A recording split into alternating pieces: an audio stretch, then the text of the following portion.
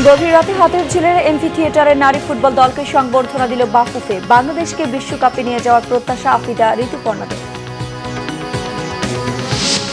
NBR কর্মকর্তাদের আন্দোলনে বিদায়ী অর্থ বছরে $4 বিলিয়ন পণ্য রপ্তানি কমেছে, দাবি ব্যবসায়ীদের। সবচেয়ে বেশি ক্ষতিগ্রস্ত পোশাক খাত।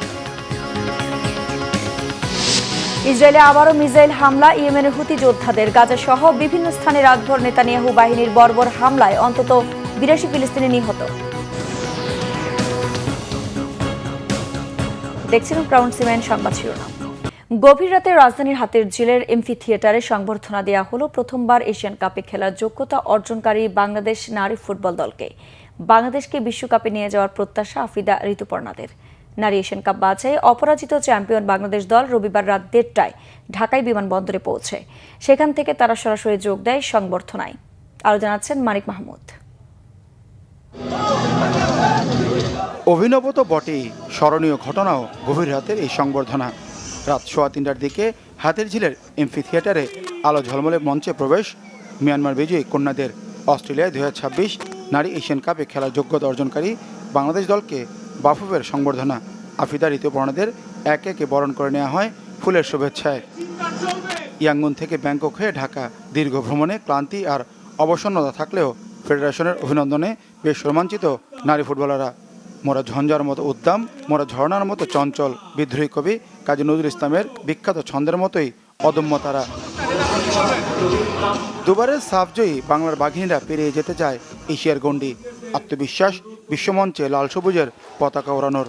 বাংলাদেশের মেয়েরা জানে কিভাবে কঠিন পরিস্থিতি ফাইট করতে হয়। আপনারা আমাদের উপর বিশ্বাস রাখবেন। আমরা আপনাদেরকে নিরাশ করব না। আমরা শুধু এশিয়া না, আমরা বিশ্ব মঞ্চে বাংলাদেশকে নিয়ে যেতে চাই। আমরা যেন আরও ভালো কিছু করতে পারি। শুধু সাউথ এশিয়া না, আমরা যেন বিশ্ব মঞ্চে দেশকে আরও অনেক দূর নিয়ে যেতে পারি। নারী এশিয়ান কাপ বাছে বাহরাইন, মিয়ানমার ও তুর্কমেনিস্তানকে হারিয়ে সি গ্রুপে অপরাজিত চ্যাম্পিয়ন হয় বাংলাদেশ। গড়ে ইতিহাস অর্জন করে প্রথমবার নারী এশিয়ান কাপে খেলার যোগ্যতা। মেয়েদের কঠোর পরিশ্রমী এই সফলতা। শিষ্যদের প্রশংসা কোচ পিটার বাটলারের কণ্ঠে। সমর্থকদের প্রতি আমার আন্তরিক কৃতজ্ঞতা। এত রাতেও তারা এসেছেন। এই মেয়েদের ছাড়া আজ আমরা এখানে থাকতে পারতাম না। মেয়েরা যা করেছে সেজন্য তাদের ধন্যবাদ। টিম স্টাফ সহ সবাইকে ধন্যবাদ। আমাদের অনেক কঠোর পরিশ্রমের মধ্য দিয়ে যেতে হয়েছে। এটা কঠিন একটা সপ্তাহ ছিল। সংগ্রামী নারী ফুটবলাররা দেশের গৌরব। তাদের অর্জনের শুভেচ্ছা জানাতে গভীর রাতেও ফুটবল প্রেমীদের উন্মাদনা। আজকে আপনারা নতুন করে ইতিহাস লিখছেন এবং আমাদের সমাজের মন মানসিকতাকে আপনারা বদলানোর একটা যাত্রাতে আপনারা এগিয়ে নিচ্ছেন আমাদেরকে। সেই কারণে আপনাকে ধন্যবাদ। আমরা 18 কোটি মানুষ, এটা একটা বড় টিম ওয়ার্ক। যেভাবে আমাদের নারী দলের পিছনে আমরা ছিলাম, আমরা আগামীতে থাকবো। দেশে ফিরে ঋতুপর্ণা, মনিকা, রূপনা সহ কয়েকজন ফুটবলার ভুটানে লিগ খেলতে চলে যাবেন। তাই পুরো দলকে একসাথে সংবর্ধনা দিতেই এই আয়োজন। কিছু কিছু মেয়েরা চলে যাবে বাইরে, আবার ক্যাম্পিংও আছে। এই জন্য আজকে রাতের মধ্যে এটা দেওয়া হয়েছে। আরো বড় আকারেও তাদেরকে সম্বর্ধনা দেওয়া হবে। এর আগে মিয়ানমার থেকে রাত 1:30টায় ঢাকায় পৌঁছায় বাংলাদেশ নারী ফুটবল দল। বিমানবন্দর থেকে সরাসরি যোগ দেয় হাতের ঝিলে বাফুফের সংবর্ধনা অনুষ্ঠানে। মানিক মাহমুদ, বাংলা ভিশন, ঢাকা। এনবিআর কর্মকর্তাদের আন্দোলনের জেরে বিদায়ী অর্থ বছরে অন্তত $4 বিলিয়ন পণ্য রপ্তানি কমেছে বলে দাবি করেছে দেশের ব্যবসায়ীরা। বন্দরে দীর্ঘ জট ও কাস্টমস জটিলতায় শুধু জুন মাসেই রপ্তানি কমেছে 10%-এর বেশি। তা না হলে রপ্তানির টার্গেট অর্জন কঠিন হতো না, এমন মত রপ্তানিকারক ও ফ্রেট ফরওয়ার্ডারদের। আরও জানাচ্ছেন জিয়াউল হক সবুজ। সংস্কারের যৌক্তিক দাবিতে গেল মে ও জুন মাস জুড়ে আন্দোলনে ছিলেন এনবিআরের কর্মকর্তা কর্মচারীরা।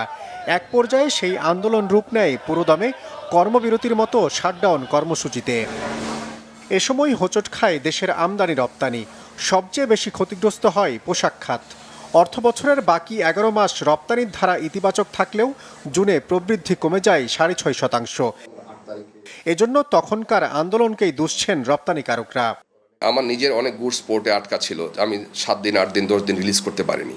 শিপমেন্ট যেটা অন টাইম দিতে পারবেন না, ডেফিনেটলি এক্সপোর্টটা আপনাকে রিফ্লেক্ট করবে না আপনার এক্সপোর্টে। তো যার ফলে এইটা 10-12 দিনে কিন্তু আপনি যদি এক্সপোর্ট টোটাল গার্মেন্টসের দেখেন, ইটস এ ম্যাসিভ। সো এইটাও প্রায় কয়েক মিলিয়ন ডলারের মতো ইম্প্যাক্ট করে। সো এটাও বলবো যে অনেক বড় একটা ব্যর্থতা আমাদের জন্য। রপ্তানি উন্নয়ন ব্যুরোর তথ্য বলছে গেল অর্থ বছরে মোট রপ্তানি $48 বিলিয়ন ছাড়ালেও 1 জুনেই 6.5% নেতিবাচক প্রবৃদ্ধি হয়েছে। আন্দোলনের জেরে বন্দরে জট না লাগলে রপ্তানি $52 বিলিয়ন ছাড়িয়ে যেত, এমন মত ফ্রেট ফরওয়ার্ডারদের। এবার 48 বিলিয়ন পর্যন্ত হয়েছে, তো আমরা আশা করছিলাম যে এটা 52 বিলিয়ন এন্ড অ্যাবভ যাবে, এটা আমাদের একটা ধারণা ছিল। এবার ইভেন কারণ আমাদের সামগ্রিকভাবে যদি আমরা ইন্ডিভিজুয়ালি আমরা রপ্তানি সূচকে দেখি বিভিন্ন জায়গায়, কিন্তু সেখানে আমাদের এটা আপস্ট্রিম আছে, আমাদের অনেকগুলো ব্যাকলগ এখানে সৃষ্টি হয়ে গেছে। তো যার কারণেই এটার একটা সুদূর প্রসারী ইম্প্যাক্ট আমাদের ইকোনমির উপর পড়বে, এবং শুধু তাই না, পুরা অর্থনৈতিকভাবে আমরা পিছিয়ে গেছি। অর্থনীতিবিদরাও বলছেন জুনে রপ্তানি কমার অন্যতম কারণ শুল্ক ও কর কর্মকর্তাদের আন্দোলন। জাতীয় রাজস্ব বোর্ডে যেসব ঘটনা ঘটছিল তাতে তো এক্সপোর্টও সাফার করেছে, সেই জন্যে তো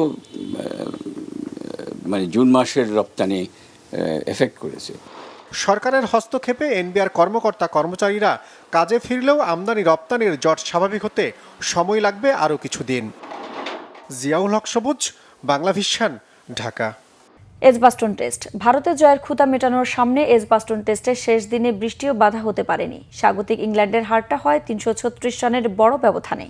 ভারতের দ্বিতীয় টেস্ট জয়ে 5 ম্যাচের সিরিজে এখন 1-1 সমতা। টেস্টের প্রথম 4 দিনে পূর্ণ কৃতিত্ব ধরে রেখে ইংল্যান্ডকে জয়ের জন্য 609 রানের কঠিন চ্যালেঞ্জ ছুড়ে দেয় শুভমান গিলের নেতৃত্বাধীন টিম ইন্ডিয়া। সেই লক্ষ্যমাত্রায় 72 রানে 3 উইকেট হারানো স্বাগতিকদের জন্য শেষ দিনে আশা হয়ে আসে এজবাস্টনের ঝুম বৃষ্টি। অলি পোপ 24 ও হ্যারি ব্রুক 15 রান নিয়ে যখন আবার ব্যাট করতে নামেন, ততক্ষণে বৃষ্টি 100 মিনিটের মতো খেলা শেষ করে দিয়েছে। তবে এজবাস্টনে এর আগে আর টেস্ট খেলে কখনো জয় না পাওয়া ভারত খেলা শুরু হওয়ার মিনিট 25-এর মধ্যেই পোপ ও ব্রুককে ফেরত পাঠায়। 2 উইকেটই আকাশদ্বীপের। 83 রানে 5 উইকেট হারানো দলের সংগ্রহে অধিনায়ক বেন স্টোকস ও তরুণ উইকেট রক্ষক জেমি স্মিথ 70 রান যোগ করে ভালোই লড়ছিলেন, কিন্তু লাঞ্চের ঠিক আগে স্টোকস 33 রানে ফিরিয়ে ইংল্যান্ডের সব এলোমেলো করে দেন ওয়াশিংটন সুন্দর। বিরতির পর ক্রিস ওকসকে ফিরিয়ে জেমি স্মিথের সঙ্গে তার 46 রানের জুটি ভাঙেন প্রসিদ্ধ কৃষ্ণা। এরপর আকাশদ্বীপের পঞ্চম শিকার হয়ে স্মিথ 88 রানে ফিরলে 271-এ অল আউট হয় ইংল্যান্ড। 336 রানে জয় পায় ভারত। 99 রানে 6 উইকেট নিয়ে টেস্ট ক্যারিয়ারে সেরা বোলিং করেন আকাশ। দর্শক, ছিল এখনকার মতো। পরের সংবাদ সকাল 11টায়। এছাড়া বাংলা ভিশন সংবাদ ও সংবাদ সংশ্লিষ্ট অনুষ্ঠান দেখতে ভিজিট করুন www.bvnews24.com ও facebook.com/banglavisionnews এবং সাবস্ক্রাইব করুন youtube.com/banglavisionnews। ধন্যবাদ।